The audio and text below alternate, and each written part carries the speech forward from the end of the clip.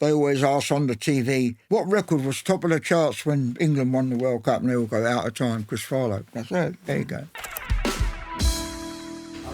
I'm all right. For this episode of 2 Meter Sessions, we went to England. There we met with a true icon of the 60s, Chris Farlowe. Hello. In 1966 he scored a #1 hit with Out of Time, written by Mick Jagger and Keith Richards and produced by Jagger himself. You don't know what's going on. You've been away for far too long. I remember Mick playing on a guitar for me in his house, and I thought to myself, I don't know what to say about this, you know.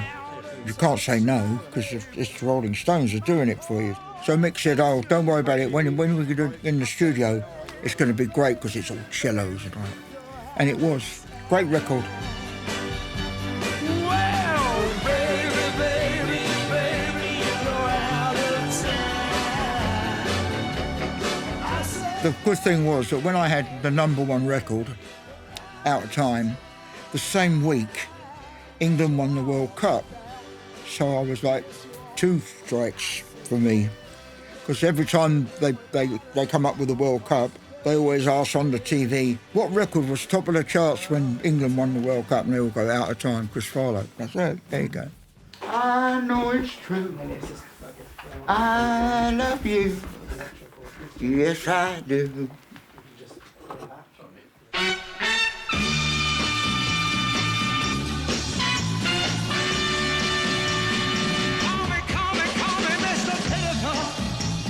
In the vibrant London of the mid-60s, better known as swinging London, everything revolved around freedom, creativity and innovation. It was the era of miniskirts, pop art and the rise of British rock and roll. Chris Farlowe was right in the middle of that cultural explosion. We had a club in London called the Flamingo Club, which was very famous. And we used to get everybody there. Georgie Fame, Fleetwood Mac, John Mayall and the Blues Breakers, you know. They all played down there, you know. Beatles, Rolling Stones, Bob Dylan. That's where I met Otis Redding. He came up and he said, you're a great singer. I said, oh, pinch, pinch, pinch, pinch. For this recording we settled in Southend-on-Sea, 65 kilometers east of London. 3 studio, bloody hell. Isn't it lovely, isn't it? We didn't think what was going to happen in Southend. Well, Abbey Road, we thought it might be Abbey Road on the side. You know? Abbey Road of Southend, yeah. Shabby Road, we call it. Chris Farlowe drove there with guitarist Eddie Wheeler, who has been playing for over 50 years in Vanity Fair, which had a big hit in 1969 with Hitchin' a Ride. Hitchin' a ride. Hitchin' a ride. And we've been just about all over the world. We've had a total of 9 hits, a couple of gold discs. So, yeah, we're still up and running. You still remember when you met Chris Farlowe for the first time? Yes, I do. Yeah, that must be nearly 30 years ago. It was on a gig in the theatre. I can't remember which. I've done 1,000 theatres since then, but we very often work with Chris. Yeah. Yeah, he's lovely to work with, and I love his music. I haven't had to back Chris before just alone. I've always had the band with me, so it's a bit of a first, really, for us. Baby, baby, baby, you're out of time. Yeah. Baby, baby, baby, you're out of time. Yes, you are left out, and yes, you are. Oh, I know without a doubt. Baby, baby, baby, you're out of time. One more time. Baby, baby, baby, you're out of time. Baby, baby, baby, you're out of time. Yes, you are left out. Yes, you are. Oh, I know you are. Baby, baby, baby, you're out of time.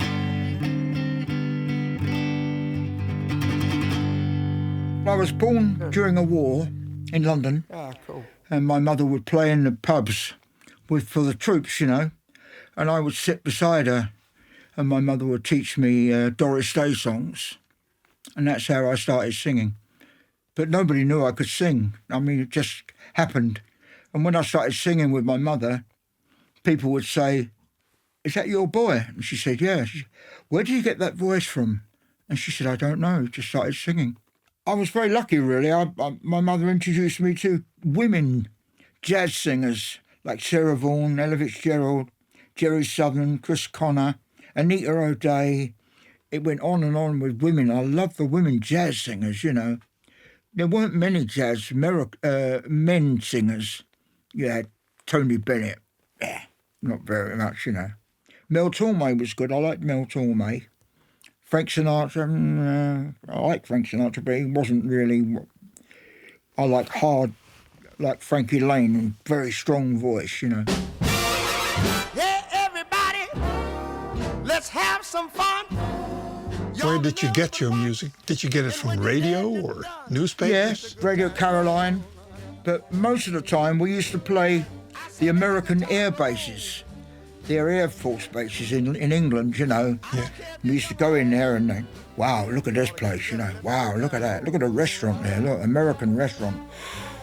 Hamburgers. Look at those hamburgers. And we'd never seen that before, you know. Americans had it all. If you want to have a ball, you got to go out and spend some cash and let the good time roll now. And then I went into their shop and they had a record counter there and they had all the 45s. So that's how we started learning about rhythm and blues. Ray Charles, Johnny Burnett, all them sort of people, you know. And those records were not in the regular record stores in London? No. Once I was a young boy and I thought all I had to do was smile. But you are still a young girl and you bought everything in style.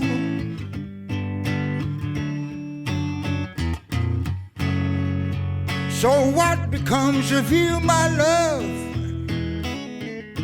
when they finally stripped you of all the handbags and the Gladrags your daddy had to sweat so you could buy?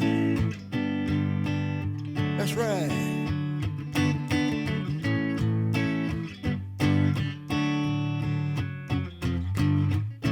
I'll sing a song of sixpence for your sake. I'll drink a bottle of Jack Daniels rye. Yes, I will.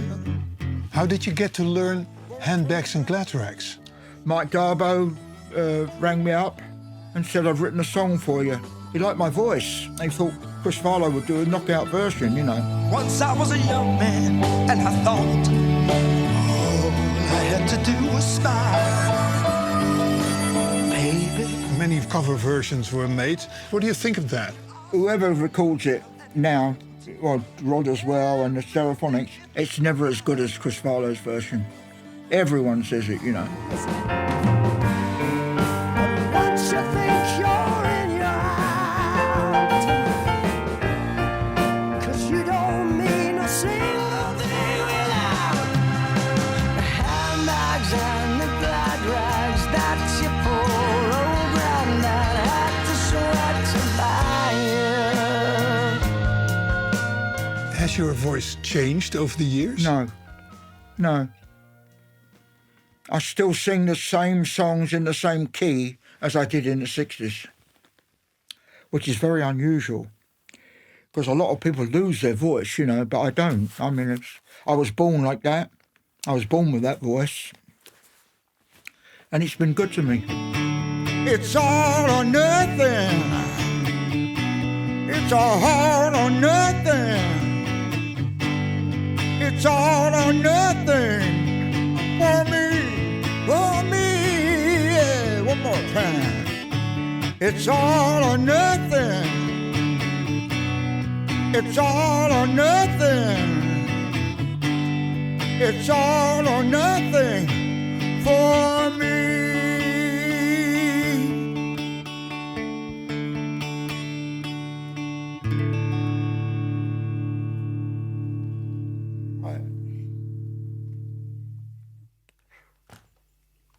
Fucking hell, that's fucking hot up there, I tell you. Fucking hell. You can print that.